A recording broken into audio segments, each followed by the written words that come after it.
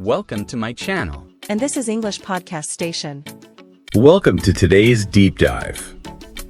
We are going to be going over some pretty interesting stuff, I think. We're going to be tackling those first 100 words you got to learn in English. You know, like getting a really solid grasp on those. We've got a bunch of different perspectives, some podcast excerpts, some language guides, that kind of thing. It's going to be really interesting to kind of break down why these words are so important. You know, for those of you out there, ever wonder how to quickly build some confidence and unlock basic communication? Well, these 100 words, they're the key. Yeah, you know, it's wild how much power these seemingly simple words actually have. I mean, they're think of it like the foundation of a house, right? You can't build anything sturdy or impressive without a solid base. And, you know, just like when you're building a house, you use the same building blocks over and over to make the whole structure. Well, it's the same with language. These 100 words, they're the core components of so many phrases and sentences in English. That's such a good way to think about it. So we're not just memorizing a random list of words here. Yeah. We're understanding how they're the fundamental pieces to building your English, right? Exactly. And what makes these 100 words even more important is that they come up all the time, constantly, you know, everyday conversations. Think about it. Basic greetings. Hello, goodbye, simple questions, where, what, essential verbs like go, eat, see. These are the backbone of, you know, how we talk to each other every single day. Right. So if you can recognize and use these words, you're not just learning vocabulary. I mean, you're actually getting the ability to understand what's happening around you and even participate, in real life situations. Yeah, precisely. And get this, our sources, they actually suggest that if you can master these high frequency words, you can unlock a huge part of everyday English. Some studies even say up to 50%. So just imagine, you could understand half of a normal English conversation just by knowing these 100 words. Wow, that's incredible. It's I don't know, having a secret decoder ring or something. You know? But how do you go from just recognizing words to feeling confident in real life situations? That feels like a big jump to me. It's a great question. And you're right, it's not just about understanding, but there's a real psychological benefit to recognizing those words. Imagine you're in a totally new place and you hear some words you know, even if you don't get everything, just hearing familiar sounds, it helps you feel more comfortable, you know, less intimidated. Oh, that makes sense. Yeah. It's those little wins help you keep going to learn more, and then eventually, you know, you start to use the words yourself. Exactly. And you know what? Even native English speakers, we don't always realize how much we use these simple words. They're just so normal for us, we take them for granted. But for someone learning English, getting how these words work, it's huge for making sentences and saying what you want to say. So these 100 words, they're like the building blocks, and they can help you understand half of everyday English. That's amazing. But what's also really interesting to me is how many different types of words are in this list, right? It's not all just nouns. Oh, absolutely not. Think about pronouns, right? I, you, he, she. Super important for knowing who's who in a conversation. Then you've got your basic verbs like go, eat, see. Those describe actions. And then you have things like prepositions, on, in, at. Those tell you how things are related to each other.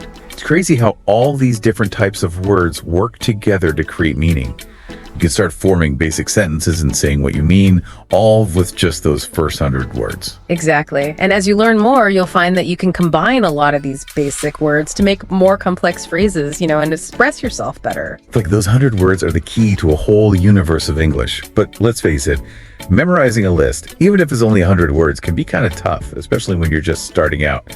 What are some ways to make learning this stuff more fun, you know, especially for beginners? Well, that's the great thing about learning a language. There are so many ways to do it.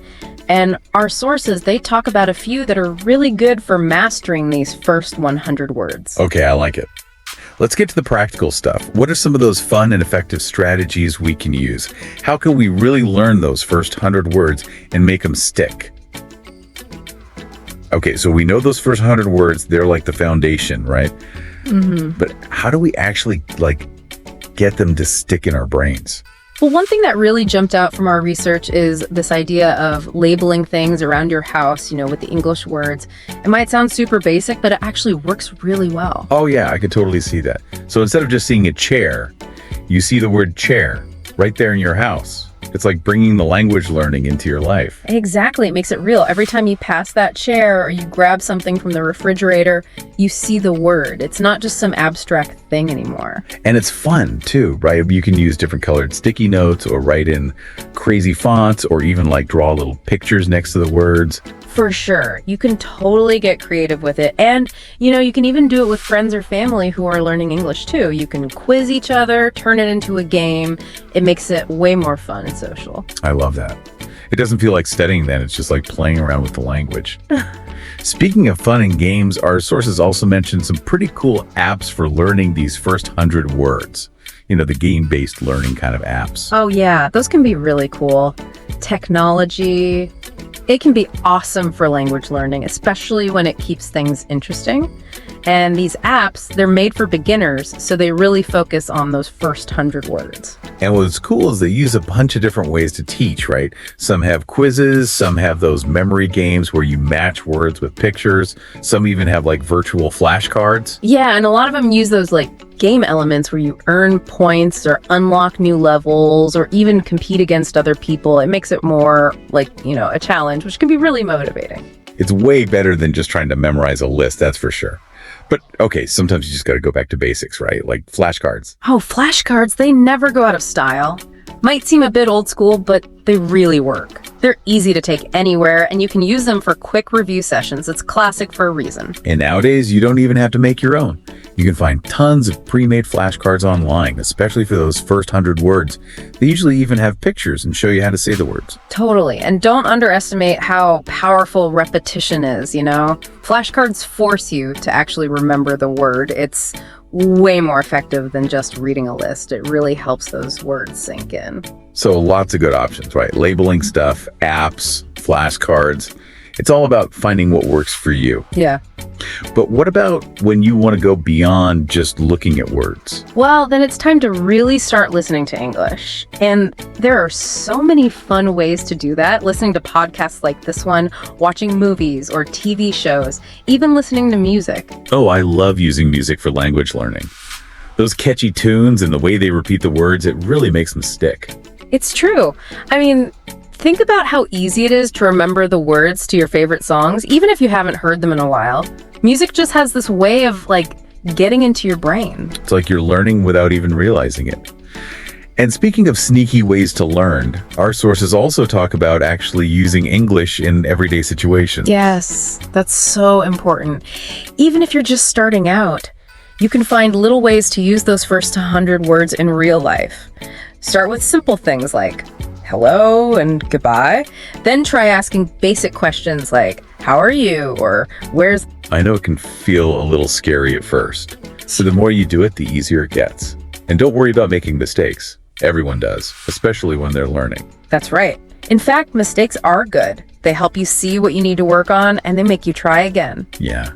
And sometimes you end up having these funny stories because of your mistakes, and those are the ones you always remember.